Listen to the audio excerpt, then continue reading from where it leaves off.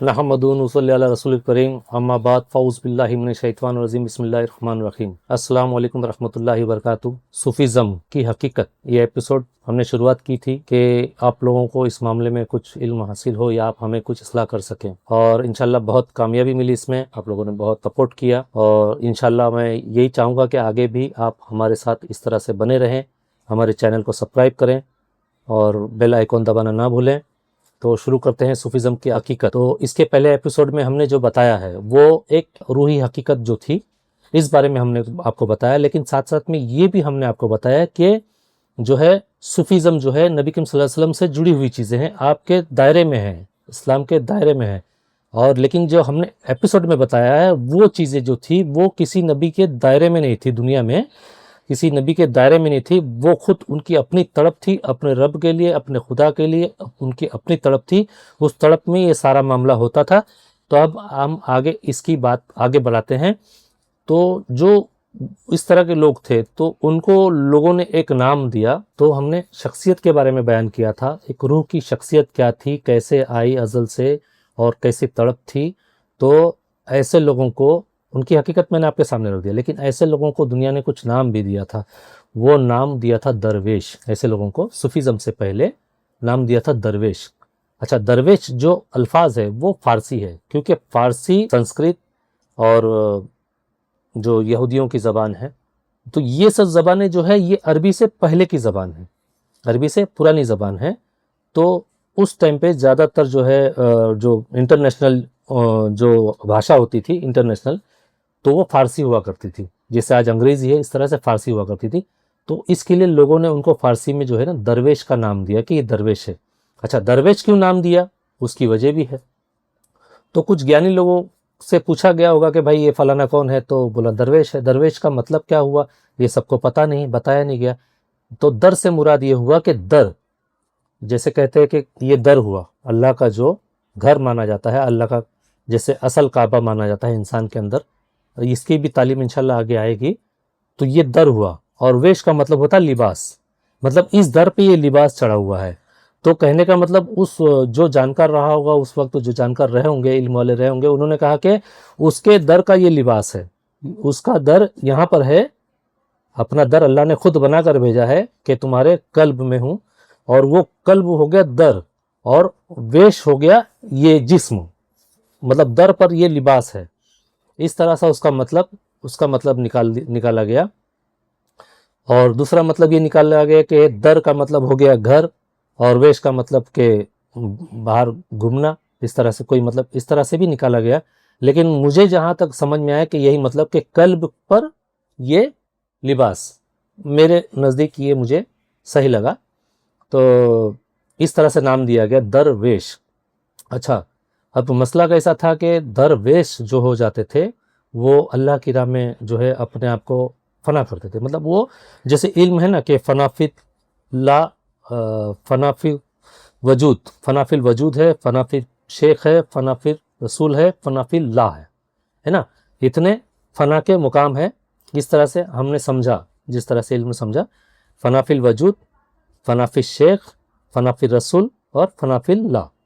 तो अब ये जो दर्जा कौन सा दर्जा हुआ दरवेश का, पहले तो फनाफिल वजूद हुआ कि खुद को फना कर दिया उन्होंने, उसके बाद में फनाफिल ला, है ना। तो बीच में फनाफिल रसूल नहीं है, फनाफिल वजूद, फनाफिल शेख नहीं रहा, फनाफिल रसूल नहीं रहा, फनाफिल वजूद हो गया या फनाफिल ला हुआ।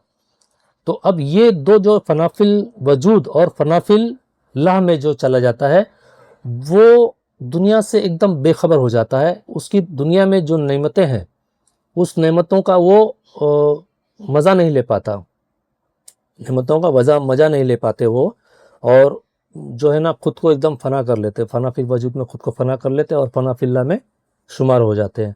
इस तरह होता है।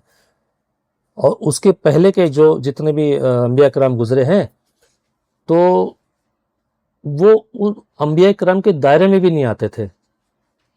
जो गॉड ऑफ द मैसेंजर, अल्लाह के जो पैगाम लाने देने वाले दुनिया को, उम्मतियों को, जो नबी होते थे उनके दायरे में भी नहीं आते, शायद तालमेल नहीं बैठा हो। लेकिन वही दरवेश जो है नबी करीम सल्लल्लाहु अलैहि वसल्लम के दायरे में आ गए। नबी करीम सल्लल्लाहु अलैहि वसल्लम का الحمدللہ ایسا علم آپ نے لوگوں کو دیا، اللہ کے اتنے نزدیک کیا آپ نے، اس کے لیے آپ نبی کریم صلی اللہ علیہ وسلم کو رحمت العالمین کہا جاتا ہے۔ کیا کہا جاتا ہے؟ رحمت العالمین، سارے عالم پر رحمت برسانے والی ذات ہے آپ کی، سارے عالم پر۔ سارے عالم پر کا مطلب یہ ہو گیا کہ جتنے بھی مخلوق ہیں، چرندے، درندے، پرندے، انسی، حیوان، ہر چیز پر رحم عطا کرنے والی ذات نبی کریم صلی اللہ علیہ وسلم کی ہے۔ آپ نے سب کو اپنا حق اور اس کا علم اس تک پہنچایا اللہ کے طرف سے، اللہ کی رضا سے۔ اسی طرح سے کچھ درویش جو ہے بھٹک رہے تھے، اپنے آپ کو فنا، کسی چیز کا ٹھکانہ نہیں، نہ کپڑے کا، نہ نہانے کا، نہ کھانے کا، کسی نہ پریوار کا پیار ہے، نہ کسی کا رحم، مطلب اللہ کے سوا کسی کا رحم ان پر نہیں ہے۔ بس لوگ آئے، ان سے اپنا مطلب نکال لے اور وہ اپنی جگہ پر ویسے ہی رہے۔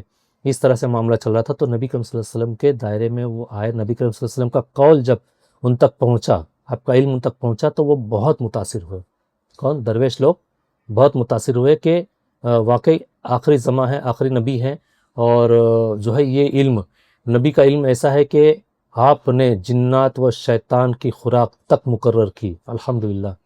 تو باقی انسان کی تو بات ہی کہیں، کیا کہیں۔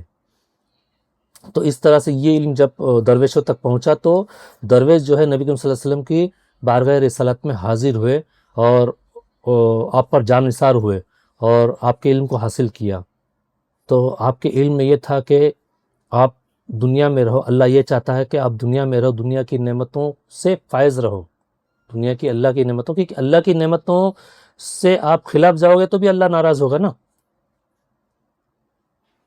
جس طرح سے موم بتی جو ہے، روشنی ہوتی ہے موم بتی کی، تو روشنی تو سب کو دیتی ہے، اب وہ روشنی اس کو خود کو نہیں ملتی، اس کے تلے اندھیرا ہوتا ہے نا، اس کے تلے اندھیرا ہوتا ہے۔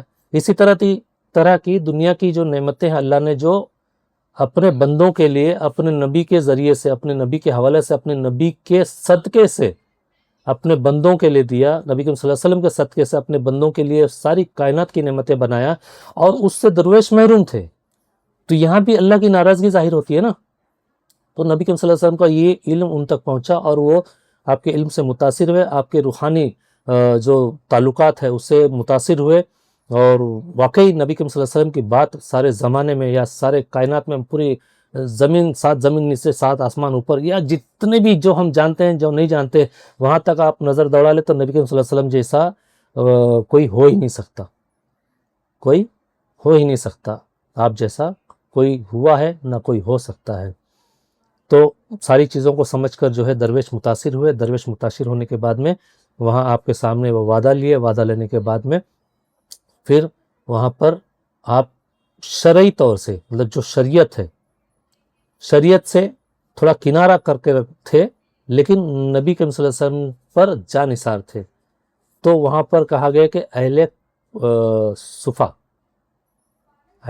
صفا جو کہا گیا، اہل صفا، تو وہاں سے صوفی لقب جو ہے وہاں سے شروعات ہوئی۔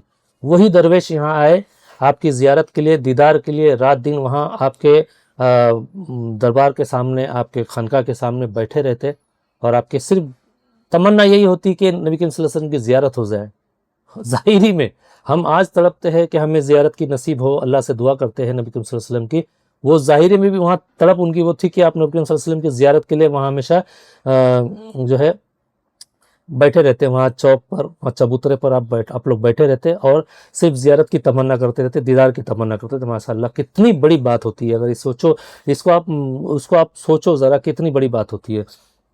اچھا، وہ شرعی طور سے کیوں وہاں پر نہیں تھے، اس کی بھی وجہ ہے، کیونکہ جہاں شریعت کا معیار تھا وہ دنیا داری سے تھا، اپنے حالات کو کیسے زندگی جیا جائے، اس طرح کے معاملے تھے۔ تو وہاں پر کچھ سیاستی باتیں بھی آتی تھی، کچھ سلطنتی باتیں بھی آتی تھی۔ تو جو ہے، جو درویش ہے، اہل صفا، جو صوفیزم کو قبول کیے، نبی کریم صلی اللہ علیہ وسلم کی ایک تعلیم صوفیزم ہے، اس کو قبول کیے، تو جو صوفیزم ہے وہ ان کو سلطنت سے کوئی لینا دینا نہیں ہے، ان کو، صوفیوں کو سلطنت سے کوئی لینا دینا نہیں ہے۔ وہ کوئی اس طرح کا یہ نہیں چاہتے کہ بس شہرت، دولت اور یا سیاست، اس طرح ان سے دور تھے۔ اب یہاں پر وہ فنافر رسول تھے، کس مقام پر آئے تھے؟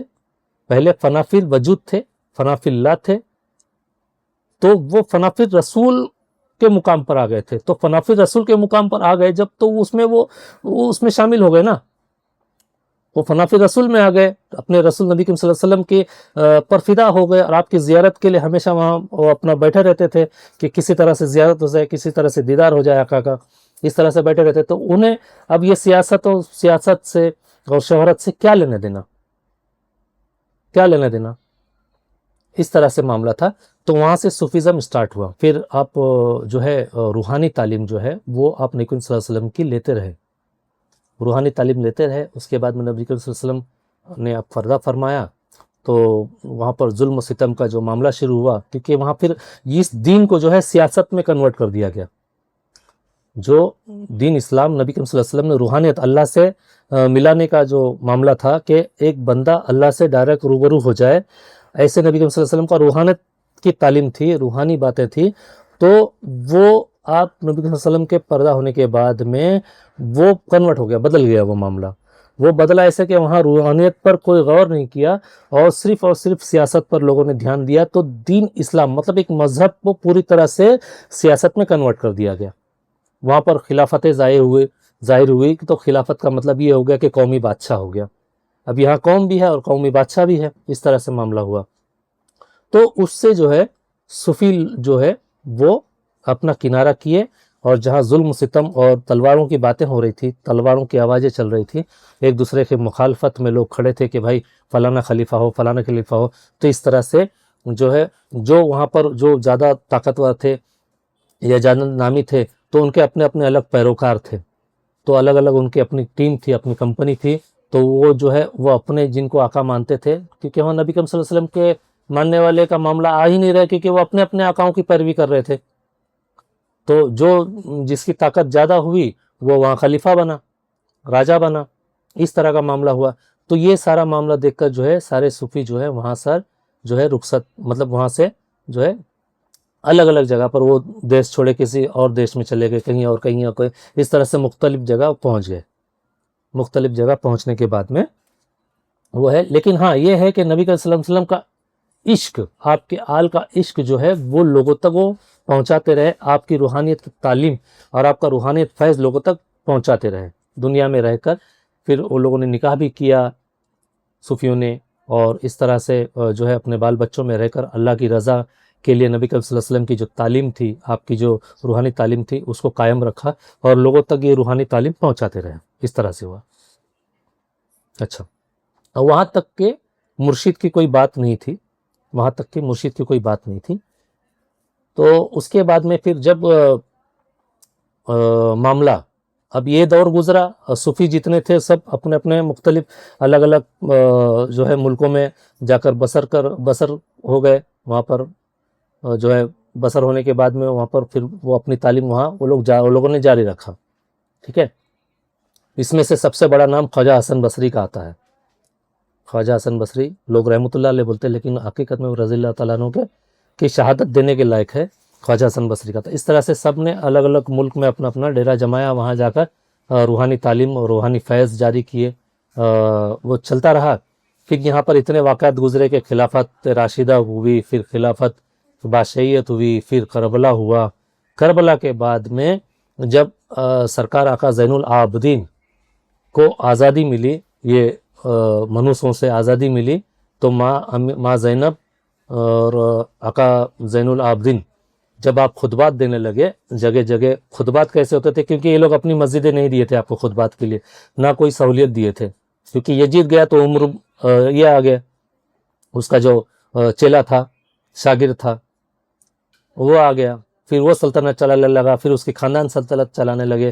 تو کہیں نہ کہیں اس طرح سے آل رسول پر ظلم قائم رہا. تو پھر آپ جو جیسے آج کارنر میٹنگ ہوتی ہے کہ بھائی مختلف جگہ, آج دیکھو مبلغ ایک ایک جگہ کھڑے ہو کر دس دیتے ہیں نا لوگوں کو, اس طرح سے آقا زین العابدین اور ماں زینب یہ دونوں نے ذمہ لیا, اور ایک ایک جگہ پر جیسے کہیں مقام ملا کہیں وہیں کھڑے ہو گئے اور وہیں پر لوگوں کو درس دینا شروع کیا. کیا درس دیتے تھے؟ یہی روحانیت کا درس دیتے تھے. حقیقت نبی صلی اللہ علیہ وسلم کی پہچان کراتے تھے کہ لوگوں نے پہچانا نہیں تھا. اگر پہچان لیتے تو وہ سلطنت کے پیچھے نہیں بھاگتے, وہ اپنے سلطنتی آقاؤں کے پیچھے نہیں بھاگتے. تو کہیں نہ کہیں لوگوں کا ایمان ڈگمگایا تھا, तभी तो इतने वाक़े गुजरे, नहीं तो ये वाक़े गुजरते नहीं थे। लोगों के यहाँ सिर्फ़ और सिर्फ़ अल्लाह रसूल का एहतराम होता, नबी के वसल्लम का एहतराम होता। लोगों ने अल्लाह रसूल का एहतराम छोड़ा इसी वजह से कि वो मुकम्मल ईमान पर नहीं रहे, वो हकीकत को नहीं जान पाए। तो जहाँ पर हज़रत आका इमाम ज़ैनुल आबदीन, आपके कुछ साथी, और वहाँ माँ ज़ैनब जो है आपकी कुछ खादिमा, वो लोग सब मिलकर जो है कहीं ना कहीं छोटी मोटी जगह जहाँ मिल जाती है वहाँ खड़े होते और लोगों को दर्स देते, हकीकत से वाबस्ता करवाते। तो जब ये उन सूफियों को पता चला, जो दूसरे दूसरे देश में चले गए थे, पता चला, तो सारे के सारे लगभग जितने को पता चला वो सूफी वापस लौटे। तब तक वो बेखबर थे इनसे, वो अपने में मस्त थे। वो सूफीज वापस लौटे और आप जो है फिर से वो सारी तालीम इमाम है, क्योंकि सीना बाय सीना इल्म है। नबी करीम सल्लल्लाहु अलैहि वसल्लम के पास जो रूहानी तालीम थी वही अकाए नामदार मौला अली रज़ियल्लाहु तआला अन्हु के सीने में वो आया, वो फैज़ आया। उसी तरह से इमाम हसन, आका इमाम हसन रज़ियल्लाहु तआला अन्हु, इमाम हुसैन रज़ियल्लाहु तआला अन्हु, इसी तरह से इमाम ज़ैनुल आबदीन के पास वही तालीम थी, वही इल्म था, क्योंकि घराने का इल्म है, ये बातनी इल्म है, वही इल्म था।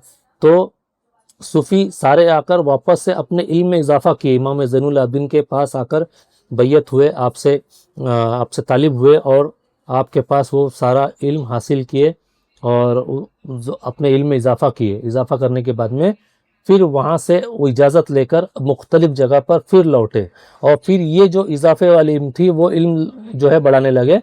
तो वहाँ से सिलसिलों की शुरुआत हुई, क्योंकि वहाँ से जो उनके शागिर्द बने वो अपना उनको मुर्शिद मानने लगे। किसको?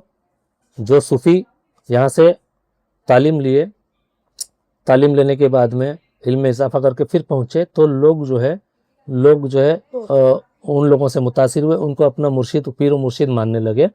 तो वो तरीका वहाँ से चला, इस तरीके से वो सिलसिला वहाँ से चला।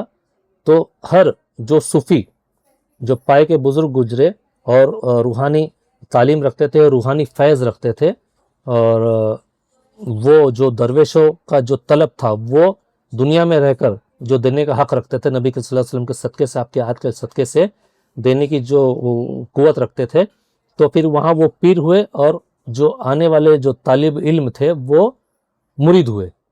तो ये सिलसिला वहाँ से चलता गया। इस तरह से अलग अलग मुख्तलिफ़ जगह से अलग अलग सूफ़ी अपना सिलसिला चलाए और इश्क़ अहले बैत, इश्क़ आले रसूल और रूहानी की तालीम और फैज़ की तालीम, जो अल्लाह से रूबरू करवाने वाली तालीम जो है वो लोगों तक पहुँचाते गए और ये यहाँ से पीरी मुरीदी का सिलसिला शुरू हुआ।